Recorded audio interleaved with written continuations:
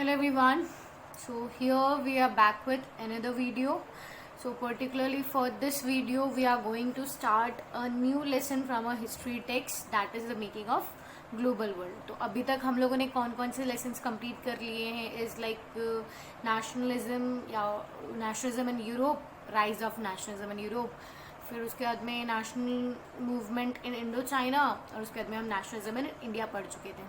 तो basically 3 chapters हमारे complete होते हैं. Then we are switching to the 4th lesson of our history text, that is the making of global world.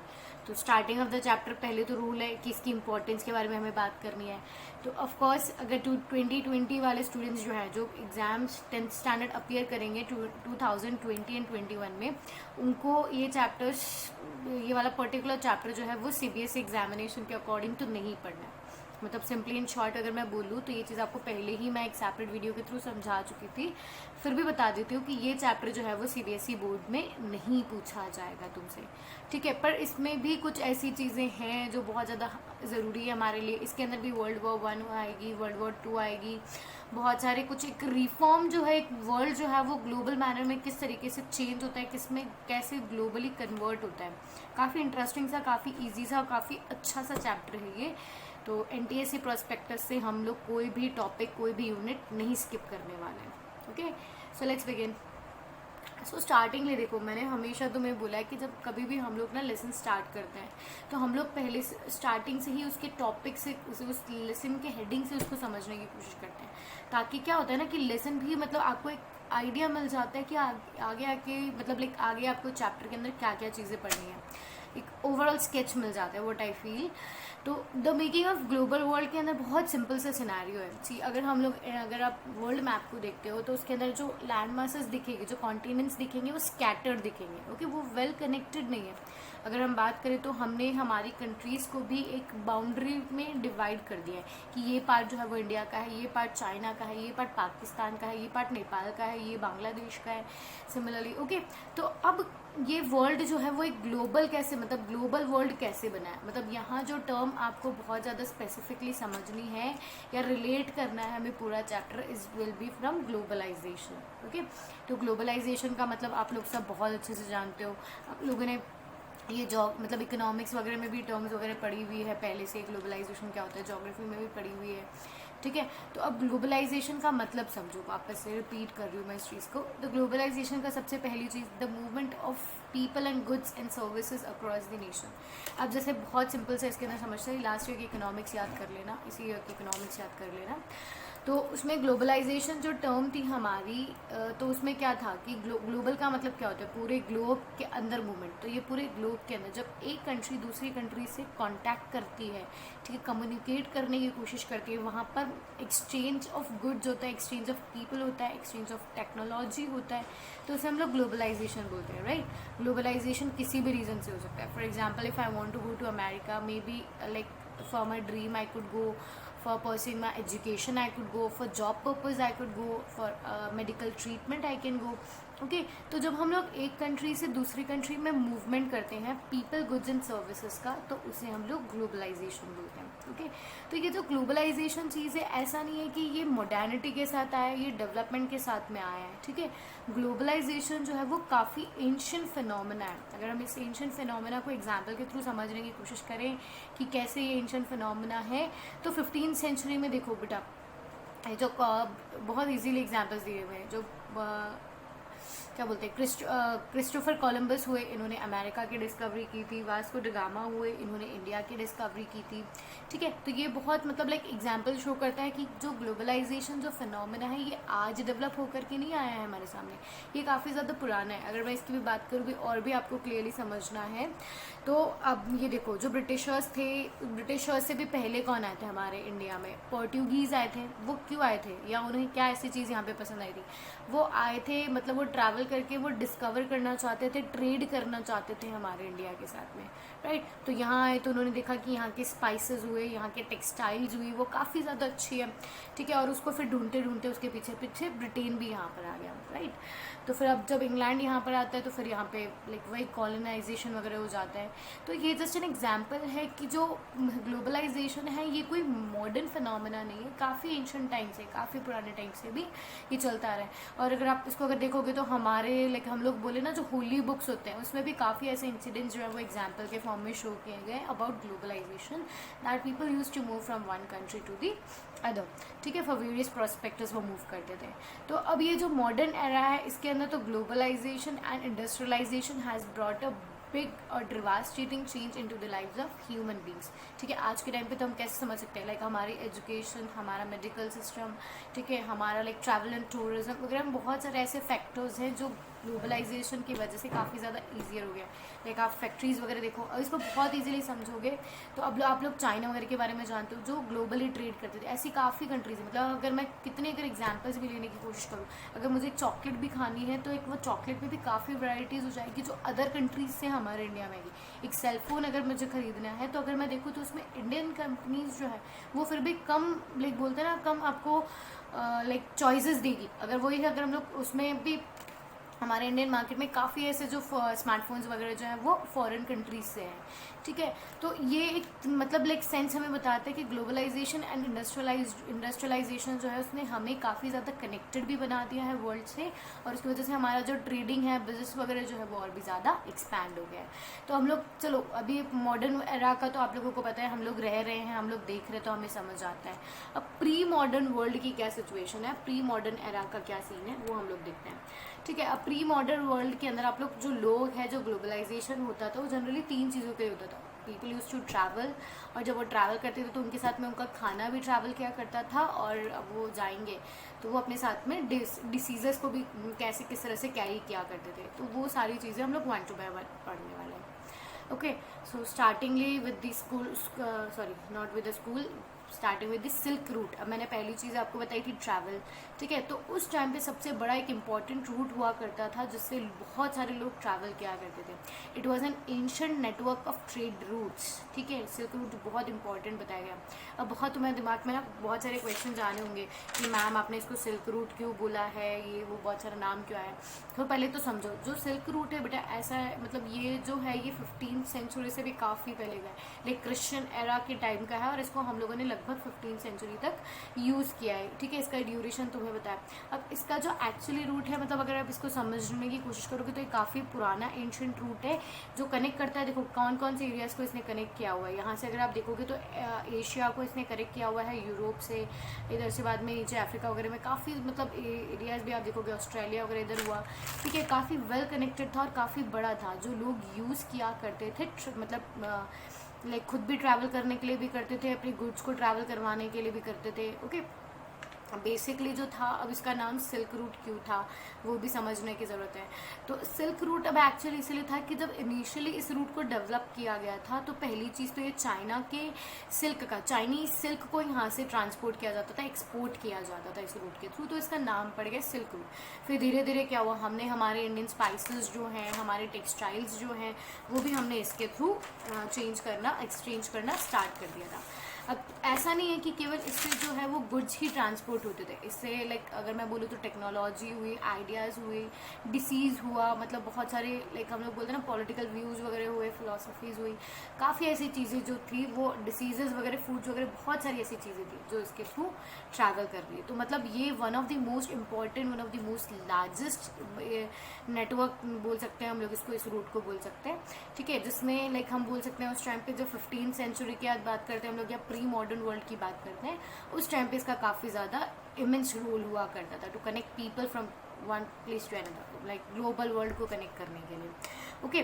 तो अभी silk route को थोड़ा डिटेल में पढ़ लेते हैं हम लोग कि सिल्क रूट होता क्या है। तो वापस से स्टार्ट करते हैं, सिल्क रूट पे आ जाते हैं, ठीक है। तो सिल्क रूट क्या चीज़ थी, why it is not moving, see it was an ancient network of trade route, ये तो समझ में आ गया। टाइम पीरियड भी मैं इसका बता चुकी हूँ, जो एग्जिस्ट करता था क्रिश्चियन एरा से भी पहले, और मतलब 15th सेंचुरी तक तो ये बहुत ज़्यादा बिजी रूट हुआ था। उसके बाद तो क्या था कि नए नए नए अलग अलग रूट्स और डेवलप हो गए थे, ठीक है। और it linked many Asian regions to Africa and northern Africa and Europe. मैंने अभी बता दिया था, इधर नीचे बिलो में आप अफ्रीका चले जाओ, ऑस्ट्रेलिया चले जाओ, यूरोप चले जाओ, ये काफ़ी वेल कनेक्ट किया करता था। तो इस सिल्क रूट के थ्रू मैंने बताया था, मतलब अभी तो हम लोगों ने एक ट्रैवल पढ़ा था, फिर उसके बाद में हमें फूड पढ़ा था, फिर डिसीज़ पढ़ा था, ठीक है। तो अब हम लोग फूड ट्रैवल्स पे आ जाते हैं।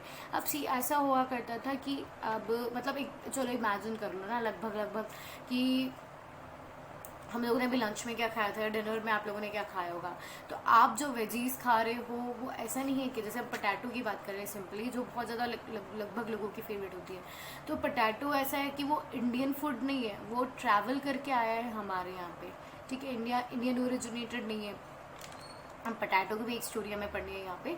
तो ये चीज़ समझने का मतलब, आज अगर आप रेस्टोरेंट में जाते हो तो आज हम लोग काफ़ी मतलब अगर हम जो है साउथ इंडियन फूड खाते हैं, ठीक है। हम लोग हमारे स्टेट्स में भी अगर हम बात करें, पंजाबी थाली वगैरह सुना होगा, राजस्थानी थाली वगैरह सुना होगा।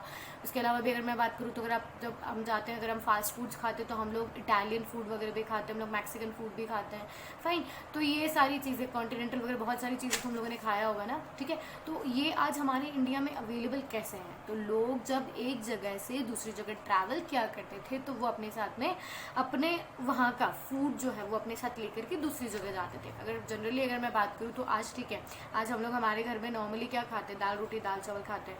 तो अगर आप फॉरेन में भी चले जाओगे ना, ठीक है, तो आप अपने घर में ना यही चीज़ें बेसिकली कुक करने वाले हो। तो मतलब जैसे लोग एक जगह से दूसरी जगह ट्रैवल करते तो वो अपने साथ में अपना कस्टम मतलब कल्चर ऑफ फूड जो था वो भी लेके ट्रैवल किया करते थे। तो many food items have reached our country through travellers and traders, ठीक है। जैसे अब यहाँ से अपने इंडियन स्पाइसेस की बात करते हैं, तो इंडियन स्पाइसेस काफ़ी ज़्यादा फेमस हुए थे, फिर वो यहाँ से ट्रैवल किया था उन्होंने other parts of the world में, ओके। नूडल्स जो आज आप खाते हो वो कहाँ से थे? चाइना से, फिर उसका नाम वहाँ पे मतलब अदर प्लेसेस पे गया तो उसका नाम चेंज हो गया इनटू स्पेगेटी। जो पास्ता जिसे हम स्पेशली इटालियन डिशेस के नाम से खाते हैं, राइट, वो इटालियन नहीं है, जबकि वो अरब कंट्रीज से आया है। तो ये सारी चीज़ें आपको समझनी है कि जो फूड है वो भी एक जगह से दूसरी जगह उसने भी ट्रैवल किया है। तो अब मैंने तुम्हें एक स्टोरी बतानी थी पोटैटो फेमाइन वाली, है ना। तो ये पिक्चर देख लिया, ये फिगर है, ये बहुत इंपॉर्टेंट है तुम्हारे लिए भी। अब ये फिगर जो है वो क्या डिस्क्राइब कर रहा है, मतलब ये फिगर क्या बोल रहा था आपको? The Irish potato famine is illustrated in London news of 1849। अब इसमें क्या चीज़ थी मैं वो तुम्हें ढंग से समझा देती हूँ। सी आयरलैंड के में क्या था कि जो पॉपुलेशन थी वो बहुत ज़्यादा पोटैटो पे डिपेंड होती थी। मतलब लाइक उनका हम बोल सकते हैं ना कि लाइक जो क्या बोल सकते हैं उसको, आप कैसे समझोगे, स्टैपल फूड क्रॉप जो था उनका वो पोटैटो था। तो अब क्या होता है कि एक बार बैड हार्वेस्ट होने की वजह से वहाँ जो पोटैटो जो फार्मिंग थी, कल्टिवेशन था पोटैटो का, जो फूड क्रॉप था वो कम्प्लीटली डिस्ट्रॉय हो जाता है, बीमारी वगैरह लग जाती है, उसमें कीड़े वगैरह लग जाते हैं, ठीक है। तो अब पोटैटो की जो हार्वेस्ट थी वो ख़राब हो जाती है। अब लोग जो थे वो केवल पोटैटो पर डिपेंडेंट थे बहुत ज़्यादा। तो इस वजह से वहाँ पे क्या होता है, फेमाइन आ जाता है और बहुत सारे लोग जो है वो स्टार्वेशन की वजह से मर जाते हैं। Thousands died due to starvation, okay. तो ये आपने देखा कि फूड का क्या रोल रहता है। फिर उसके बाद में देखो नेक्स्ट डिसीज़। अब ये लोग आते थे अपने साथ में, तो ठीक है। अब जैसे एक बहुत बेसिकली अभी के टाइम पे तुम लोगों ने सुना होगा इस बीमारी के नाम पे ना, जिसकी वजह से तुम्हारे मतलब मौज हो रखी है, एक्चुअली स्कूल नहीं जाना पड़ रहा, कोविड-19। अब ये चीज़ें क्या थी, जब लोग एक जगह से दूसरी जगह ट्रैवल किया करते थे, ठीक है, तो उनके थ्रू ना उनके साथ में बीमारियां भी आ जाती थी। और बहुत से लोग तो ऐसे थे जो इन बीमारियों का use as a form of weapon किया करते थे। मतलब अभी कहीं ना कहीं सर्टेन काइंड ऑफ रूमर्स भी हैं कि चाइना ने अब क्या किया है, खुद की इकोनॉमी को बहुत ज़्यादा स्ट्रॉन्ग करने के लिए, स्पेशली अमेरिका वगैरह जैसी चीज़ों से, जैसी कंट्रीज से, ऑफकोर्स नॉट चीज़ों से, मतलब खुद को एक प्रोमिनेंट बताने के लिए उसने इस बीमारी का यूज़ किया। अभी ऐसे रूमर्स काइंड ऑफ चीज़ें हैं, ओके। तो डिसीज़ की अगर मैं बात करूँ तो वो सिमिलर चीज़ है। तो अभी हम प्रेजेंट एरा में देख रहे हैं, पास्ट में चल जाते हैं, हम लोगों को प्री मॉडर्न देखना है। तो 15th और 17th सेंचुरी के अंदर जो यूरोपियंस थे, ठीक है, वो पूरे मतलब उन्होंने क्या किया था, मतलब वो खुद वो नेशन स्टेट बन गए थे, खुद इंडिपेंडेंट हो गए थे। अब उन्होंने क्या करना स्टार्ट किया था, इम्पीरियलिज्म, या दूसरी कंट्रीज़ को एक्सप्लोर एक्सप्लोर करना स्टार्ट किया था ताकि उन्हें ट्रेड पार्टनर्स मिल जाए। Ocean search for the trade partners, ठीक है, यूरोपियंस ने अपने ट्रेड पार्टनर की सर्च में ओशन में घूमना स्टार्ट कर दिया। तो जो पोर्टुगीज़ एंड स्पेन थे उस टाइम पे वो बहुत ज़्यादा पावरफुल कंट्रीज थी, ओके। तो इनके पास काफ़ी ज़्यादा बड़ी आर्मी थी, फायर आर्म्स थे, ठीक है। तो इन्होंने क्या किया था उस टाइम पे, जर्म्स और वायरसेस का यूज़ किया था, मतलब कंट्रीज़ में लड़ाई वगैरह करने के लिए, ओके। तो इन्होंने अमेरिका जैसे नेशन को, आज तो जिसमें हम लोग बोलते हैं ना सुप्रीम पावर है वो, ठीक है, तो गॉड फादर जिसे बोला जाता है, तो उस टाइम पे पावरफुल थी पोर्टुगीज़ एंड स्पेन, और उसने बीमारियों का यूज़ किया था, वायरसेस और जर्म्स का, ठीक है। तो वो किसके लिए यूज़ किया था, for conquering parts of America. उस टाइम पे लाइक स्मॉल पॉक्स जैसी बीमारी होती थी। अब नॉर्मल सी चीज़ें बेटा, अगर लाइक वेपन्स वगैरह यूज़ हो रहे तो आप वेपन्स के अपोजिंग में वेपन्स को खड़े कर सकते हो, आप वेपन से भाग सकते हो, ओके। पर बीमारियों से नहीं बचा जा सकता। अब जैसे अब कोविड-19 की सिचुएशन इस सिनेरियो को बहुत ईजिली एक्सप्लेन कर रही है। अब कोविड-19 के मतलब बहुत से लोग तो ऐसे होते हैं जो असिम्टोमेटिक होते हैं, तो हमें पता भी नहीं चल रहा है कि उनमें सिम्टम्स विजिबल भी नहीं है पर उनमें वायरस है, ठीक है। वो अगर हम लोगों से या किसी ओल्ड एज पीपल से या किसी यंग चिल्ड्रन से अगर वो मिलेंगे तो क्या होगा, वो उन्हें भी कोविड-19 का आप दे देंगे। अब इसका अब तुम्हें ये चीज़ें समझाने की ज़रूरत है ही नहीं कि कोविड-19 कितना बड़ा पेंडेमिक है ना। एपिडेमिक नहीं है, ये पेंडेमिक है। अब बहुत से लोगों को पेंडेमिक और एपिडेमिक का मतलब ही नहीं पता होगा, तो वो भी बता देती हूँ।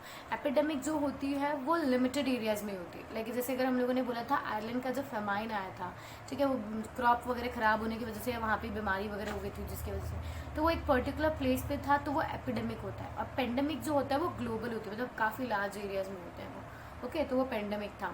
तो अभी को स्मॉल पॉक्स भी उस टाइम का मतलब काफ़ी ज़्यादा मतलब बोलते हैं ना स्ट्रॉन्ग, लोगों के पास अब डेवलपमेंट हो रहा है, प्री मॉडर्न वर्ल्ड है, तो लोगों के पास इतना ज़्यादा बोलते हैं ना कि लाइक मेडिकल फैसिलिटीज़ नहीं थी कि वो स्मॉल पॉक्स से लड़ाई कर पाए। आज भी अगर हम देखें तो एड्स जैसी बीमारी हुई, कोविड-19 ऐसी बीमारी हुई जिसके वैक्सीन्स डेवलप करना काफ़ी ज़्यादा हार्श हो रहा है ना पीपल के लिए, कि वो काफ़ी टाइम से लगे पड़े। दिसंबर के आई हुई बीमारी, अब ये जुलाई आ चुका है, ठीक है, फिर भी लोग जो है वो इसका वैक्सीन डेवलप नहीं कर पा रहे हैं, okay. So like these were the circumstances that people. अच्छा, एक और मैं तुम्हें ना एक चीज़ मैं वैसे जनरली सजेस्ट नहीं करती हूँ, बट इस चीज़ को समझने के लिए डिसीज़ का क्या रोल होता है, डिसीज़ को किस तरह से लोगों ने यूज़ किया है, ओके। इसके मैं तुम्हें एक बहुत अच्छी मूवी सजेस्ट करती हूँ, वर्ल्ड वॉर Z। अब डोंट प्रिटेंड लाइक जिसकी मैम आप तो मूवी देखने के लिए बोल रहे हो ये वो, ठीक है, काफ़ी अच्छी मूवी है, काफ़ी प्रोडक्टिव मूवी है, okay. You should watch world war Z। मतलब उसके अंदर मैं तुम्हें ओवरऑल लुक बताऊँ तो इसके में भी एक होता है कि पर्टिकुलर वायरस का यूज़ किया जाता है, मतलब वो पहले से ही वो जो पर्टिकुलर वायरस है वो प्लांट्स में तो अवेलेबल होता है, ठीक है, वो पर प्लांट्स को डैमेज नहीं पहुंचाता है। पर अगर वही वायरस सिमिलरली अगर ह्यूमन बॉडी पे अटैक करता है तो वो कैसे एक ज़ॉम्बी का जो पूरा वॉर वगैरह जो होती है उससे क्या हालत हो जाती है, वो सारी चीज़ें उस मूवी के अंदर है। तो I will like suggest you to watch that movie, okay. फिर इसके अंदर हम लोग बात करते हैं, अब आ जाते हैं हम लोग प्री मॉडर्न वर्ल्ड तक। 15th और 17th 18th सेंचुरी की हमने बात कर ली, अब हम आ जाते हैं 19th सेंचुरी पे, ओके। The world has change profoundly in the 19th century. अगर मैं बात करूँ कैसे चेंज हुई है, economically, technologically, traditionally, culturally, politically, socially, अब जो लोग हैं वो काफ़ी ज़्यादा चेंज हो गए, ठीक है। पहले नेशन स्टेट्स थे, पहले राजाओं का रूल था, पॉलिटिकल मैनर में भी आया, इंडस्ट्रियलाइजेशन वगैरह होने लगा है, ग्लोबलाइजेशन होने लगा है, ठीक है। तो काफ़ी ज़्यादा चेंज आ जाता है इकोनॉमीज़ में। तो अब यहाँ पे 3 तरह के फ्लोज जो हैं वो काफ़ी ज़्यादा इंपॉर्टेंट जाते हैं। अभी 3 तरह के फ्लोज कौन कौन से हैं वो समझो। Flow of goods, flow of capital and flow of labour. अब गुड्स कैसे ट्रैवल किया करते थे, तो बेटा अब याद करो, मैंने अभी आपको बताया था कॉलोनाइजेशन। ब्रिटिशर्स जो थे वो हमारे इंडिया में क्यों आए थे, या फूड कैसे ट्रैवल करता था, तो जो इंडस्ट्रियल प्रोड्यूस था, जो अगर मानो कि फॉर एग्जाम्पल ब्रिटेन ने इंडस्ट्रियल प्रोड्यूस बना लिया था, अब वो क्या चाहता था कि उस इंडस्ट्रियल प्रोड्यूस को वो बेचे, तो उसने क्या किया, अदर ट्रेड पार्टनर्स को ढूंढने के लिए उसने भी ट्रैवल किया, ओके। तो फ्लो ऑफ गुड्स का मतलब भी आप अच्छे से समझते हो कि जो फूड था या इंडस्ट्री प्रोड्यूस थे वो एक जगह से दूसरी जगह मूव कर रहे थे, उनके लिए ट्रेडिंग वगैरह के लिए वो बहुत ज़्यादा इंपॉर्टेंट था। इंडियन टेक्सटाइल्स और स्पाइसेस से अट्रैक्ट होकर के पोर्टुगीज आए थे, फिर ब्रिटिशर्स आए थे। फ्लो ऑफ कैपिटल, अब जैसे बात करते हैं कैपिटल मतलब होता है मनी।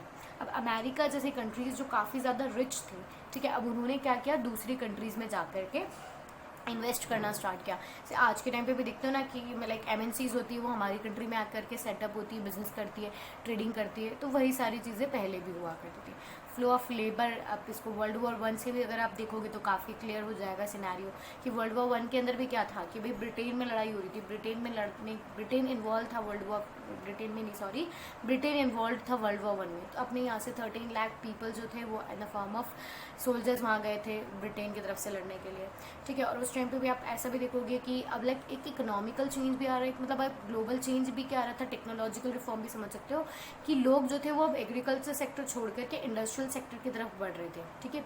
तो अब काफ़ी ज़्यादा, अब इसका एक एग्जाम्पल देखोगे कि यूरोप में नियरली 5 लाख पीपल जो थे वो माइग्रेट होकर के जॉब्स के सर्च में अमेरिका और ऑस्ट्रेलिया की तरफ मूव करते हैं। So there was a flow of goods, flow of capital and a flow of labour, पूछा जाता है तीनों फ्लो के बारे में, ओके। तो अब इम्पैक्ट ऑफ ट्रेड क्या होता है। अब हम लोगों ने अभी तक जो था वो प्री मॉडर्न वर्ल्ड पढ़ लिया, कंप्लीट हो गया। अब हम लोग 19th सेंचुरी की बात करें तो 19th सेंचुरी में सबसे पहली चीज़ that is impact of trade. Impact of trade क्या हुआ, अब जैसे जैसे पॉपुलेशन ग्रोथ हो रही थी 19th सेंचुरी के अंदर, तो वहाँ पे क्या होता है ना कि फूड मतलब एक चीज़ तो आप पहले ये समझने की कोशिश करो कि इम्पैक्ट ऑफ ट्रेड जो है, ट्रेड हमारे लिए बहुत ज़्यादा ज़रूरी है। मतलब अगर ट्रेड नहीं होता तो ग्लोबलाइजेशन नहीं पॉसिबल होता, ये भी हम समझ सकते हैं। या ट्रेड की वजह से ही मतलब हम बोल सकते हैं कि वर्ल्ड वॉर 1 वर्ल्ड वॉर 2 जो हुई थी, कंट्रीज एक दूसरे को डोमिनेट करने की कोशिश कर रही थी, मतलब ग्लोबली पावरफुल अपनी पावर्स इम्प्लीमेंट करना चाहती थी सबके ऊपर, ओके। मतलब काफ़ी ज़्यादा इंपॉर्टेंट है ट्रेड, ओके। तो उस टाइम पे क्या था यूरोप के अंदर वगैरह भी कि लेट 18th सेंचुरी की सिचुएशन है कि पॉपुलेशन काफ़ी ज़्यादा इंक्रीज़ हो गई थी। तो पॉपुलेशन इंक्रीज़ हुई तो फूड की डिमांड बढ़ेगी, फूड की डिमांड अब हमेशा मैंने समझाया हुआ है कि डिमांड और प्राइसेस जो है, ठीक है, वो कॉरेस्पॉन्डेंस भी चलती है, वो साथ में चलती है। अगर डिमांड बढ़ेगी किसी चीज़ की तो उसकी प्राइसेस भी बढ़ेगी। तो यहाँ पे फूड की जो प्राइसेस है वो ब्रिटेन के अंदर वो बढ़ी है, तो फूड की प्राइसेस बढ़ते ही डिमांड्स जो है वो बढ़ जाती है अंडर प्रेशर। अब मतलब ये तुम्हारे पास एक चीज़ आएगा ट्रेड का, कौन लॉ आएगा पूरा इम्पैक्ट ऑफ ट्रेड को समझाने के लिए, एग्जाम्पल बता रही हूँ। तो ब्रिटेन में क्या हुआ था ना कि उस टाइम पे फूड प्राइसेस काफ़ी ज़्यादा बढ़ गई थी। तो अब क्या होता है कि जो लोकल फार्मर्स वगैरह होते हैं, ट्रेडर्स होते हैं, ये नेगोशिएट कर लेते हैं कि चलो अपन है ना क्या करेंगे, हाई प्राइजेस पे बेचेंगे और हम गवर्नमेंट को भी फोर्स कर देंगे। और इन्होंने गवर्नमेंट को फोर्स कर दिया कि आप इंपोर्ट नहीं कर सकते, आप यहीं से कंट्री से लो, मतलब जो कंट्री में जो प्रोड्यूस कर रहे हैं उन्हीं से लो, कि आत्मनिर्भर वाली बातें कर रहे थे कि हम किसी से लेंगे नहीं, हम यहाँ पे ही मतलब जो प्रोड्यूस हो रहा है उसे बेचो। तो गवर्नमेंट भी इस प्रेशर के अंदर क्या करती है, कॉर्न लॉ इम्पोज कर देती है। अब कॉर्न लॉ इम्पोज हुआ, मतलब कॉर्न लॉ का मतलब क्या होता है कि आप इंपोर्ट नहीं कर सकते हो कॉर्न्स का। तो अब क्या होगा कि कॉर्न लॉ मतलब अब जो क्या था, फूड प्राइसेस बहुत ज़्यादा बढ़ रही थी, डिमांड्स भी मीट नहीं हो पा रही थी। तो जो इंडस्ट्रियल पीपल थे, जो बड़े बड़े लार्ज लैंड ओनर्स थे, जो एग्रीकल्चर के प्रोड्यूस को फॉर्म ऑफ रॉ मटेरियल भी यूज़ करते थे, तो वो काफ़ी ज़्यादा नाराज़ हो गए थे, अनहैप्पी हो गए थे, और उन्होंने गवर्नमेंट को फोर्स किया कि आप वापस से इस कॉर्न लॉ को अबॉलिश कर लो, ओके। तो फिर से कॉर्न लॉ जो है, पहले मतलब कॉर्न लॉ अप्लाई किया गया जब इंपोर्ट नहीं किया जा सकता था, अब कॉर्न लॉ को अबॉलिश कर दिया, तो अब इससे इंपोर्ट होने लग गया, ठीक है। अब इंपोर्ट हुआ तो जो अब वो मार्केट था ब्रिटेन का वॉज फ्लडेड। अब जैसे यहाँ पे हट जाता है ब्रिटेन में, तो ब्रिटेन की जो पॉपुलेशन डिमांड की वजह से अब इन्होंने क्या किया, मतलब काफ़ी ज़्यादा इन्होंने इंपोर्ट करवाया फूड ग्रेन्स को, तो अदर कंट्रीज़ ने भी इन्हें काफ़ी बेचा। तो ये ट्रेड हुआ एक तो पहली चीज़, ठीक है। उसके बाद में अब एक और चीज़ यहाँ पर होती है कि अब इम्पोर्ट यहाँ पे करवाया जा रहा था, तो इम्पोर्ट कि अब इम्पोर्ट की वजह से जो फूड क्रॉप्स अब यहाँ पर अवेलेबल हो रहे थे वो काफ़ी ज़्यादा चीपर रेट्स में अवेलेबल थे, ठीक है। अब चीपर रेट्स में अवेलेबल थे तो जो प्रोड्यूस कर रहा था, अब मानो कि अगर मैं यहाँ पे लोकली प्रोड्यूस कर रही हूँ, मैं 100 रुपीज़ में पर यूनिट में बेच रही हूँ, और आप अगर आ जाते हो इम्पोर्ट करते हो और आप उसको 50 रुपीज़ या 60 रुपीज़ में बेच रहे हो, तो जेन्युइन चीज़ है कि सेम चीज़ के लिए लोग आपके पास जाएंगे। मेरा प्रोड्यूस जो है वो कॉस्टली है, आपका चीपर है। तो इसकी वजह से क्या हुआ कि वहाँ के फार्मर्स को नुकसान होने लगा और उन्होंने कल्टीवेशन, 1000 ऑफ जो फार्मर्स थे उन्होंने कल्टीवेशन ही छोड़ दिया। अब वो मतलब एक तो ट्रेड आपको समझ में आया, ट्रेड कैसे बढ़ा, पॉपुलेशन ग्रोथ हुई, चीज़ों की डिमांड बढ़ी, तो लोगों ने अदर कंट्रीज़ को अप्रोच किया, इंपोर्ट एंड एक्सपोर्ट होना शुरू हो गया। तो ये तो मैं एक और एक्स्ट्रा चीज़ बता रही हूँ यहाँ पे कि फार्मर्स जो थे अब उन्होंने क्या किया था, एग्रीकल्चर छोड़ दिया था, डेवलपमेंट का फेज़ था उस टाइम पे, तो उन्होंने अर्बन सेंटर्स की तरफ मूव करना स्टार्ट किया जहाँ उन्हें इंडस्ट्रीज़ के अंदर जॉब वगैरह मिल सकती थी, ठीक है। अब इंडस्ट्रीज़ में आप जा रहे हो, वहाँ लोग जा रहे हैं कहीं पर भी इंडस्ट्रीज़ या अर्बन की तरफ, तो अब वो लोग वहाँ पर जाएंगे तो वो फैसिलिटीज़ डेवलप करेंगे, इंफ्रास्ट्रक्चर डेवलप डेवलप करेंगे, रेलवेज डेवलप करेंगे, पोर्ट वगैरह डेवलप करेंगे। Okay, so trade helps in development of nation. बस यहाँ से आपको इतना समझना था। उसके बाद में नेक्स्ट आ जाते हैं हम लोग, पहले तो अच्छा इसको भी समझ लेते हैं, impact of trade. Impact of trade क्या था? इम्पैक्ट ऑफ ट्रेड में भी दो चीज़ें बतानी है, after implementation of corn laws and after abolition of corn law. जब कॉर्न लॉ लगाया गया और जब कॉर्न लॉ फिर से हटाया गया, उस टाइम पे पॉपुलेशन इंक्रीज थी, डिमांड बढ़ी, तो प्राइजेस बढ़ गई। तो फिर कॉर्न लॉ लगा दिया, तो उसकी वजह से इम्पोर्ट नहीं हो सकता था, तो रिच लैंड ओनर्स हुए, इंडस्ट्रियलिस्ट हुए, वो नाराज़ हुए, तो उन्होंने फोर्स किया कि आप इस कॉर्न लॉ को अबॉलिश कर दो। तो कॉर्न लॉ जैसे अबॉलिश होता है तो ट्रेड बढ़ती है, ट्रेड बढ़ने से सस्ता क्रॉप जो है वो कंट्री के अंदर आता है, सस्ता क्रॉप आएगा तो कंजप्शन बढ़ेगा, और कंजप्शन ऑफ फूड वगैरह बढ़ता है तो कंट्री में डेवलपमेंट भी होगा, क्योंकि खाना खाने से लोगों में एनर्जी आ जाएगी और ज़्यादा काम करेंगे, सिंपली। ओके, इतना ही से तुम्हें यहाँ पे समझना है। अब नेक्स्ट आ जाते हैं अपने पास रोल ऑफ टेक्नोलॉजी। तो अब हम लोग क्या देख चुके हैं? Impact of trade. अब सेकंड पॉइंट है हमारे पास role of technology. See, technology plays a major role in all these development. Example बताती हूँ, यहाँ पे फिर से एक स्टोरी आ जानी है हमारे पास में। सी, अब क्या होता था कि 1870s के अंदर अमेरिका जो था वो लाइव कैटल्स को ट्रांसपोर्ट किया करता था यूरोप में। वो शिपिंग के through America to Europe animals जो थे, लाइव एनिमल्स जो थे, वो ट्रैवल किया करते थे। अब क्यों किया करते थे? तो पहले मतलब वो मीट वगैरह के लिए, फूड पर्पस के लिए वो कैटल्स को बेचा करते थे यूरोप में। अब क्या होता था कि जो एनिमल्स थे अब वो शिप में जा रहे हैं, शीप्स जो थी वो शिप में जा रही है, ठीक है। तो अब वो जब अगर आप वो शिप में आप जंगली जानवर को या जानवर को भेजोगे तो वो काफ़ी ज़्यादा ना स्पेस भी कवर करेंगे और बहुत लंबा टाइम भी होता था। शिप जो है आपको पता होगा, वाटर ट्रांसपोर्ट जो है वो एक स्लोएस्ट मीन्स ऑफ ट्रांसपोर्ट में भी आता है। तो अब उस लॉन्ग वॉयज के अंदर क्या होता था कि एनिमल्स जो थे वो मर भी जाते थे, कभी कभी वो बीमार हो जाते थे, उनका वेट गिर जाता था और अनफिट हो जाते थे वो खाने के लिए, ठीक है। तो इससे ज़्यादा काफ़ी बीमारियाँ वगैरह भी हो जाती थी और अब महंगा भी बहुत पड़ता था ना, आप एक जगह से दूसरी जगह ले जा रहे हो तो प्राइजेस भी काफ़ी हाई रहती थी फिर मीट की। तो अब इससे ओवरकम करने के लिए, इस प्रॉब्लम को ओवरकम करने के लिए क्या हुआ कि रेफ्रिजरेटेड शिप्स वहाँ पे डेवलप की गई। तो अब क्या होता था कि जो लाइव एनिमल्स बेचे जा रहे थे अब उन्हें काट करके स्लॉटर करके उनका केवल उनका फ्लैश, उनका मीट भेजा जा रहा था। तो अब इससे क्या हुआ, एक तो वहाँ का मतलब बोलते हैं एक एरिया कम हो गया, जो डिसीजेज वगैरह स्प्रेड हो रही थी या जो अनफिट हो रहा था, जो वेस्ट ऑफ एनिमल्स हो रहे थे वो भी अब नहीं हो रहा था। तो अब इससे क्या होता है कि जो कॉस्ट ऑफ शिपिंग होती है वो काफ़ी ज़्यादा कम हो जाती है और यूरोप के अंदर प्राइजेज ऑफ मीट भी काफ़ी ज़्यादा कम हो जाती है। मतलब this is where you can see कि ग्लोबलाइजेशन, जहाँ लोग टेक्नोलॉजी का, ट्रेडिंग का यूज़ करके एक दूसरे से कनेक्ट हो रहे हैं, तो जहाँ टेक्नोलॉजी जो है वो किस तरीके से आपकी ग्लोबलाइजेशन को और भी ज़्यादा प्रमोट कर रही है, ये तो हमने देख लिया। पर अब ग्लोबलाइजेशन के ना कुछ नेगेटिव या हम ऐसा बोल सकते हैं कि कुछ डार्कर साइड्स भी है, जिसका बहुत अच्छा एग्जाम्पल है कॉलोनिज्म, ठीक है। कॉलोनिज्म कैसे हो जाता है कि जो पावरफुल कंट्रीज होती है वो कैसे छोटी कंट्रीज पे डोमिनेंस गेन कर लेती है। ओके, तो वो हम देखेंगे अगले एपिसोड में। Thank you for today. अच्छा, एक और चीज़ शायद रह गई। ओके, सो ये वही सारी चीज़ें, मतलब अभी मैंने आपको रेफ्रिजरेटेड शिप्स के बारे में बताया, तो ये रेफ्रिजरेटेड शिप्स है। अब ये लोग ये जो मीट है ना इसको शिप के अंदर ट्रांसपोर्ट कर, ओके, ये फिगर है तुम्हारी बुक में। Thank you.